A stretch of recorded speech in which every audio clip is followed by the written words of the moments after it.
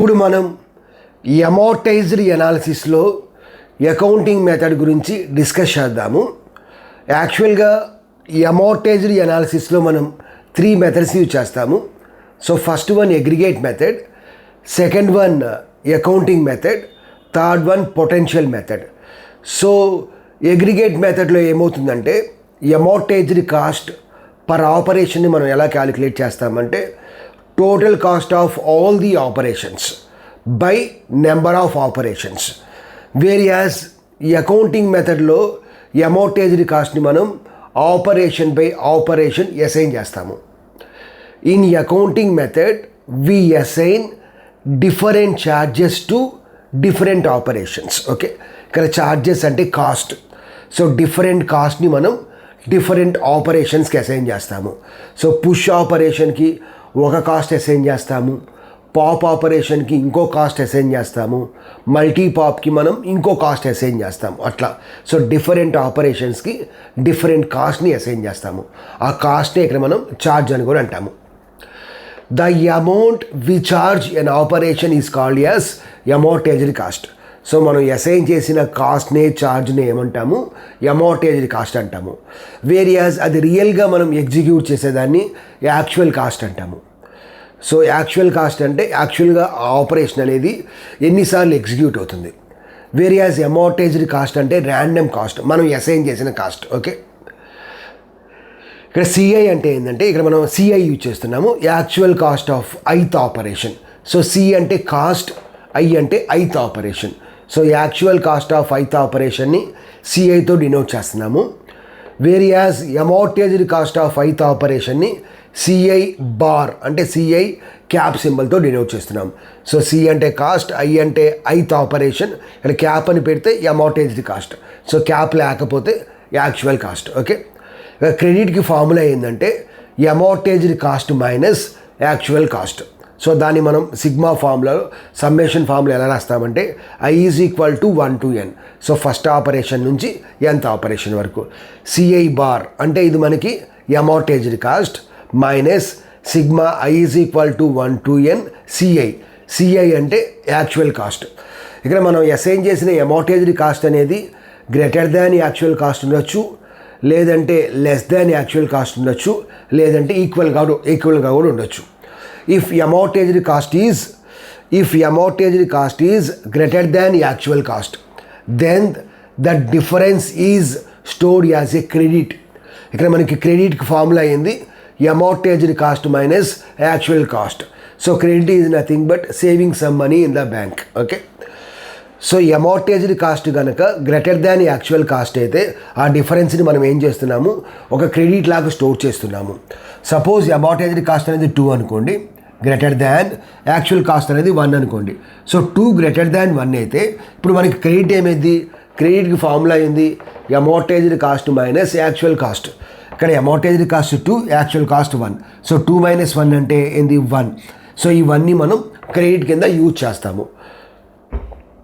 If amortized cost is less than actual cost, then we can use the stored credit. Credit should always be non-negative. Suppose amortized cost అనేది 1 అనుకోండి ఇంకొక ఆపరేషన్కి, వేరియాస్ actual cost అనేది 2 అనుకోండి, 1 less than 2. So amortised cost అనేది 1, amortised cost is less than actual cost. ఇప్పుడు మన credit ఎంత వస్తుంది, credit is equal to amortised cost minus actual cost. So 1 - 2 అంటే ఎంత వస్తుంది, -1 వచ్చింది. కాబట్టి ఇప్పుడు మనం ఏం చేయాలి, ప్రీవియస్గా స్టోర్ అయిన క్రెడిట్ని యూజ్ చేయాలి.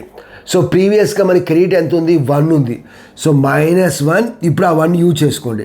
సో -1 + 1 అంటే ఏమైంది, 0 అయింది. సో క్రెడిట్ అనేది మనకి ఆల్వేస్ ఎట్లా ఉండాలి, నాన్ నెగిటివ్గా ఉండాలి. సో 0 అనేది నెగిటివ్ కాదు కాబట్టి మనకి ఇబ్బంది ఏం లేదు. అట్లా క్రెడిట్ అనేది ఆల్వేస్ మనం పాజిటివ్ నెంబర్గా greater than or equal to 0 వచ్చేలాగా చూసుకుంటూ వెళ్ళాలి. ఇప్పుడు మనం ఈ accounting method using stack operations గురించి డిస్కస్ చేద్దాము. సో స్టాక్ మీద మేజర్గా 3 ఆపరేషన్స్ పర్ఫామ్ చేస్తాము, push, pop, multi pop. So దీనికి మనం actual cost as well as amortised కాస్ట్ని ఫైండ్ అవుట్ చేద్దాం. సో పుష్ ఆపరేషన్ మనం పర్ఫామ్ చేయాలంటే కాస్ట్ 1. వై, బికాజ్ ఒక్క ఎలిమెంటే మనం పుష్ చేస్తున్నాం. సో కాబట్టి దాని యొక్క cost 1 actual cost. Pop operation యొక్క కాస్ట్ కూడా 1, బికాజ్ ఒక్క ఎలిమెంటే డిలీట్ చేస్తున్నాం కాబట్టి పాప్ ఆపరేషన్ యొక్క కాస్ట్ కూడా 1. వేరియస్ మల్టీ పాప్ అంటే ఏమవుతుందంటే మల్టీ పాప్ ఆఫ్ కే పెట్టామనుకోండి, multi pop of S comma K పెట్టామనుకోండి. S means stack, K means number of elements. So ఎన్ని ఎలిమెంట్స్ డిలీట్ చేయాలంటే కే వాల్యూ అంత స్పెసిఫై చేస్తాం. సపోజ్ K2 పెట్టామనుకోండి, 2 ఎలిమెంట్స్ డిలీట్ అవుతాయి. K3 పెట్టామనుకోండి, టాప్ 3 ఎలిమెంట్స్ అనేవి రిమూవ్ అవుతాయి. Multi pop, so removing the top most elements from the stack. Okay, ఇప్పుడు మనకి దీని యొక్క కాస్ట్ ఏంటంటే minimum of S comma K. Suppose స్టాక్లో 10 ఎలిమెంట్స్ ఉన్నాయనుకోండి, వేరియాస్ కే వాల్యూ 5 అనుకోండి. అప్పుడు మనకి స్టాక్లో యాక్చువల్గా ఎన్ని ఎలిమెంట్స్ ఉన్నాయి? 10 ఎలిమెంట్సే ఉన్నాయి. బట్ ఇక్కడ మనం ఎన్ని రిమూవ్ చేయమంటున్నాం? 5 ఎలిమెంట్సే రిమూవ్ చేయమంటున్నాం. కాబట్టి ఓన్లీ 5 ఎలిమెంట్స్ మాత్రమే రిమూవ్ అవుతాయి. అంటే మినిమమ్ ఆఫ్ 10,5 అంటే 5. సో 5 రిమూవ్ అవుతాయి. సపోజ్ స్టాక్లో 5 ఎలిమెంట్స్ ఉన్నాయి, బట్ మనం 10 ఎలిమెంట్స్ రిమూవ్ చేయమని చెప్పాం. స్టాక్లో 5 ఎలిమెంట్స్ ఉన్నాయి, 10 రిమూవ్ చేయమన్నాం. ఇక్కడ 10 రిమూవ్ చేయడానికి ఛాన్స్ లేదు, బికాజ్ స్టాక్లో 5 ఉన్నాయి కాబట్టి మనం 5 రిమూవ్ చేయగలం. ఓకే, సో మినిమమ్ ఆఫ్ 5,10 అంటే ఎంత? 5. సో దీనికి కాన్స్టెంట్ నెంబర్ వస్తుంది 1. బట్ దీనికి variable minimum of S comma K. So actual cost ఇది. తర్వాత పుష్కి, పాప్కి, మల్టీ పాప్కి అమోర్టైజ్డ్ కాస్ట్ గురించి డిస్కస్ చేద్దాం. సో పుష్ ఆపరేషన్కి మనం 2 అసైన్ చేస్తాం కాస్ట్, బికాజ్ ఇక్కడ 1 అనేది మనకి యాక్చువల్ కాస్ట్ అయింది. 1 ఈజ్ యాక్చువల్ కాస్ట్, బట్ ఇంకొక 1 ఏంటంటే క్రెడిట్ కోసం. సో అవన్నీ మనం పుష్ చేయొచ్చు. సో తర్వాత పాప్ చేసినప్పుడు, మల్టీ పాప్ చేసినప్పుడు అవన్నీ మనం యూజ్ చేసుకోవచ్చు. ఓకే, సో యాక్చువల్గా పుష్ ఆపరేషన్కి ఎంత? Actual cost 1, but amortised cost ఎంత ఇచ్చాము? 2 ఇచ్చాము. సో 1 అనేది యాక్చువల్ కాస్టే, but another 1 for credit. So తర్వాత మనం పాప్ చేస్తాం. సో పాప్ చేసినప్పుడు రిమూవ్ చేయాలి. సో రిమూవ్ చేయాలి అంటే, డిలీట్ చేయాలంటే అందులో ఎంతో కొంత డేటా ఉండాలి. సో దానికోసం మనం ఇక్కడ ఈ 1 యూజ్ చేస్తున్నాం. ఓకే, సో 2లో ఒక 1 అన్న యాక్చువల్ కాస్ట్, ఇంకొక 1 అన్న క్రెడిట్ కోసం. నెక్స్ట్ పాప్ ఆపరేషన్కి ఎంత? అమోర్టైజ్డ్ కాస్ట్ 0. బికాజ్ ఇక్కడ మనం పాప్ అంటే ఏం చేస్తున్నాం? పుష్ చేసిన ఎలిమెంట్ని పాప్ చేస్తున్నాం. సో కాబట్టి దానికి మనం 0 అసైన్ చేస్తే సరిపోతుంది. సో 1 అని చెప్పి అసైన్ చేయాల్సిన నెక్స్ట్ లేదు, బికాజ్ ఇక్కడ మనం 1 అనేది పుష్కి 1 actual cost. So 1 actual cost ఉంది, సో దాన్ని మనం రిమూవ్ చేస్తే సరిపోతుంది. ఓకే, సో అమోర్టైజ్డ్ కాస్ట్ అంటే ఏంది? మనం అసైన్ చేసిన కాస్ట్. సో పాప్కి as well as next multi pop అంటే ఏంది? మల్టిపుల్ ఎలిమెంట్స్ రిమూవ్ చేస్తున్నాం. సో ఎన్నైతే మనకి స్టాక్లో ఉంటాయో సో అన్నీ మనం రిమూవ్ చేసుకోవచ్చు. అంటే స్టాక్లో ఉన్న ఎలిమెంట్స్ ప్రకారమే మనం రిమూవ్ చేస్తాం. So multi pop of S comma 2 అంటే ఏమవుతుంది?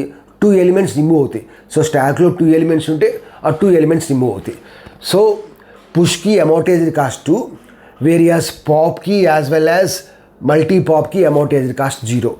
ఇక్కడ మనం ఒక సీక్వెన్స్ ఆఫ్ 3 ఆపరేషన్స్ తీసుకున్నాము. 3 ఆపరేషన్స్ మనం ఇష్టం వచ్చిన ఆర్డర్లో పర్ఫామ్ చేద్దాం. బట్ ఫస్ట్ మాత్రం పుష్ చేయాలి, బికాజ్ ఎంటీగా ఉన్నప్పుడు, మనం స్టాక్ ఎంటీగా ఉన్నప్పుడు పాప్ చేయలేము. సో ఫస్ట్ పుష్ చేసా, తర్వాత పుష్ చేసా, తర్వాత 2 పాప్ చేసా, తర్వాత పుష్ చేసా, తర్వాత పాప్ చేసా. అంటే టోటలీ 3 ఆపరేషన్స్ ఇంప్లిమెంట్ చేస్తున్నాం. 3 పుషెస్, 3 పాప్స్. సో పుష్కి ఎంత? అమోర్టైజ్డ్ కాస్ట్ 2. పుష్కి ఎంత? అమోర్టైజ్డ్ కాస్ట్ 2. పాప్కి ఎంత? అమోర్టైజ్డ్ కాస్ట్ 0. పాప్కి ఎంత? అమోర్టైజ్డ్ కాస్ట్ 0. పుష్కి ఎంత? అమోర్టైజ్డ్ కాస్ట్ 2. పాప్కి ఎంత? అమోర్టైజ్డ్ కాస్ట్ 0. నెక్స్ట్ పుష్కి కానీ పాప్కి కానీ యాక్చువల్ కాస్ట్ ఎంత? 1.